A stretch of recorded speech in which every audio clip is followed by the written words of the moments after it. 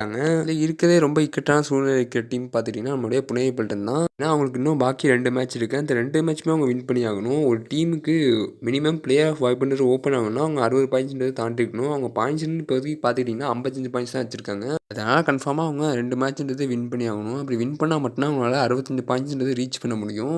அது மட்டும் இல்லாம அவங்களுக்கு ஏத்த மாரியே மேல உள்ள 3 டீம்ஸும் ஆடணும். ஆடுனா மட்டும் தான் அவங்களால குவாலிஃபைன்றதே ஆக முடியும். ரொம்பவே டஃபஸ்ட்டான சிச்சுவேஷன்ல தான் இருக்காங்க புனே பில்டன்ஸ். இந்த சீசன் அவங்க குவாலிஃபை ஆகுறது ரொம்பவே கஷ்டமான விஷயம். ஆனா புனே பில்டனுக்கு அடுத்த 2 மேட்ச் யார் கூடன்னு பார்த்துக்கிட்டீங்கன்னா, நம்மளுடைய தெலுங்கு டைட்டன்ஸ் நம்ம தமிழ் தாஸ் கூட தான். அந்த 2 மேட்சுமே அவங்க வின் பண்ணி ஆகணும். வின் பண்ணா மட்டும் தான் உங்களுக்கு அந்த பிளே ஆஃப் வாய்ப்புன்றதே ஃபர்ஸ்ட்டு ஓப்பன் ஆகும். அதுக்கப்புறம் தான் பார்க்கலாம் அடுத்த விஷயம்லாம். நம்ம தெலுங்கு டைட்டன்ஸ்ன்னு எடுத்துக்கிட்டிங்கன்னா, அவங்களுக்கு இன்னும் ஒரு 2 மேட்ச் இருக்கு. அந்த 2 மேட்ச்ல 1 மேட்ச் வின் பண்ணாலே அவங்களுக்கு அந்த பிளே ஆஃப் வாய்ப்புன்றதே ஓப்பன் ஆகிடும். அவங்களுக்கு அடுத்த 2 மேட்ச் யார் கூடன்னு பார்த்தீங்கன்னா, பட்னா பைரேட்ஸ், புனே பில்டன் இந்த 2 டீமோட தான் அவங்களுக்கு அடுத்த 2 மேட்ச். அந்த 2 மேட்ச்ல 1 மேட்ச் வின் பண்ணாலே அவங்களுக்கு ஓப்பன் ஆகிடும். அந்த 2 மேட்சுமே வின் பண்ணா அவங்களுக்கு ரொம்பவே குவாலிஃபை ஆகுறதுக்கு ஈஸியா இருக்கும். இதுல பட்னா பைரேட்ஸோட தான் அடுத்த மேட்ச் மோத போறாங்க. அந்த மேட்ச்ல அவங்க வின் பண்ண